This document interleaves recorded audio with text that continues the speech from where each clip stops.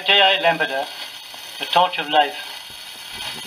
There's a breathless hush in the close tonight, 10 to make and the match to win, a bumping pitch and a blinding light, an hour to play and the last man in.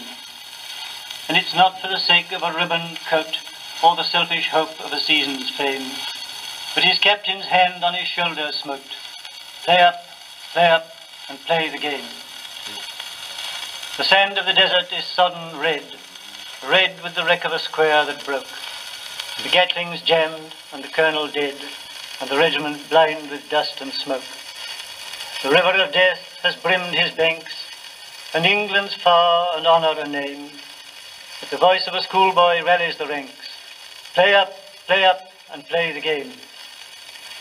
This is the word that year by year, while in her place the school is set, every one of her sons must hear, and none that hears it dare forget. This they all with a joyful mind bear through life like a torch in flame, and falling fling to the host behind. Play up, and play the game.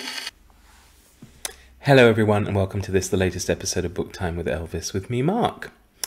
And today we're going to talk about war poetry, as you can probably guess. And what you heard just there at the beginning was a 1929 recording of Sir Henry Newbolt reciting his poem Vitae Lampada, also known of course as The Torch of Life.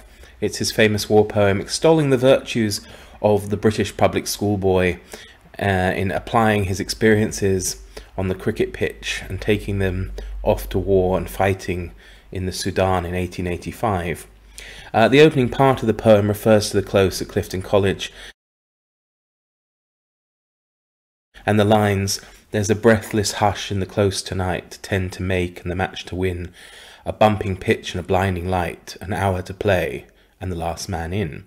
I suppose if you were American it would be something along the lines of, you know, it's the bottom of the ninth and bases are loaded, that kind of thing.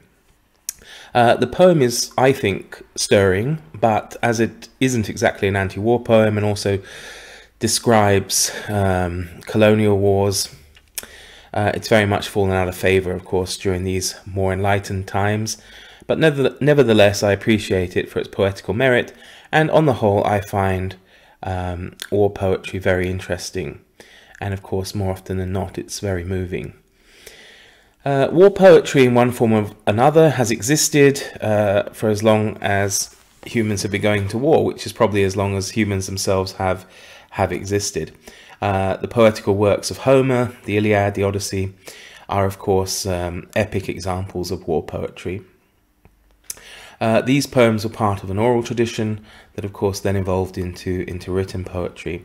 Examples of war poetry can be seen from those celebrating the deeds of King Arthur through to the Icelandic sagas, the American Revolution, to the Greek War of Independence, and also up to the Crimean War, the American Civil War as well, of course.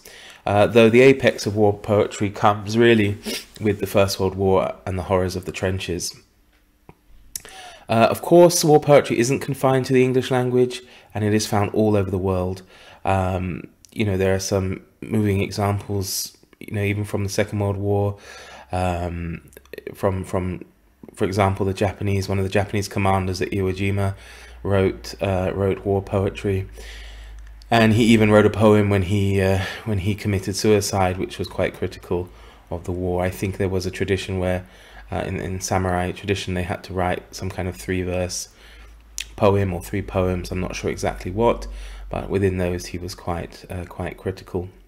War poetry, of course, didn't end with the First World War, as we just said. There were some examples, at least into the Second World War. Though I would say it kind of faded more with the public consciousness. Certainly in the UK, children study the poetry of the First World War, but the tradition of writing poems continued while there were still wars, really, while there are still wars, all the way through to World War II, Vietnam, and even apparently through to the War on Terror. We often think of war poetry as being anti-war, but of course this was not really the case, as we saw with Henry Newbolt's poem. And of course it can be very jingoistic in exalting the sacrifices of these warriors and celebrating their glorious deaths for the greater good. and the illusion, perhaps, of patriotic ideals.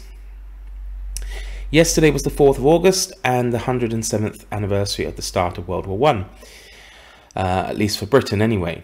So I thought that today we would have a little look at some British war poetry and a few well-known examples. As you've already heard the words of Sir Henry Newbolt, and you are also no doubt aware of the poem The Charge of the Light Brigade by Alfred Lord Tennyson. Half a league, half a league, half a league onward, all in the valley of death rode the 600. Forward, the Light Brigade, charge for the guns, he said. Into the valley of death rode the 600. Forward, the Light Brigade, was there a man dismayed? Not though the soldier knew someone had blundered. Theirs not to make reply, theirs not to reason why, theirs but to do and die. Into the valley of death rode the 600. That, of course, was the Crimean War. But it was the First World War that really popularized the genre. And of course, it was really as well the first generation of soldiers who could read and write. So as they were fully literate, anyone could become a poet, writing down their offerings on scraps of paper within the trenches or wherever else. And this war also saw a marked shift in the balance between kind of propagandist or patriotic war poetry, extolling the virtues of making that glorious sacrifice for king and country, into poetry that became decidedly anti-war. Famous examples of British war poets include Rupert Brooke. If I should die, think only this of me, that there is some corner of a foreign field that is forever England. There shall be in that rich earth a richer dust concealed, a dust whom England bore, shaped, made aware, gave once her flowers to love, her ways to roam, a body of England's breathing English air, washed by the rivers, blessed by the sons of home. And think, this heart all evil shed away, a pulse in the eternal mind no less, give somewhere back the thoughts by England given, her sights and sounds, dreams happy as her day, and laughter learnt of friends and gentleness, in hearts at peace, under an English heaven. Unfortunately, Brooke's poem was prophetic. He's buried in Greece, having died there in 1915, of an infected mosquito bite of all things. Robert Graves is another one who is well known for his war poetry, but better known, of course, as the author of I, Claudius, and he gave haunting descriptions of his experiences in the trenches in his autobiography, Goodbye to All That. Rudyard Kipling, who, although was too old to fight himself, wrote the memorable poem My Boy Jack. Kipling wrote it for Jack Cornwell, who was a 16-year-old and the youngest recipient of the Victoria Cross.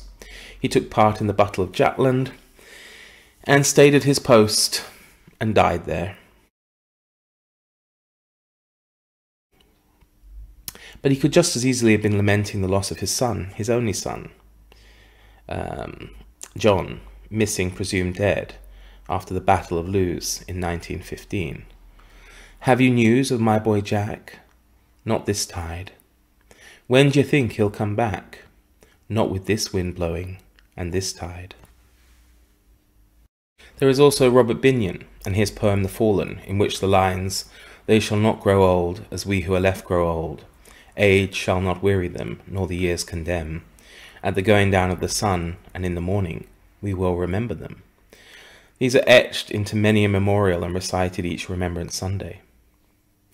As the war dragged on, the tone shifted considerably, and one of the most anti-war poets was a man called Wilfred Owen, who's probably known today as one of the greatest of the First World War poets.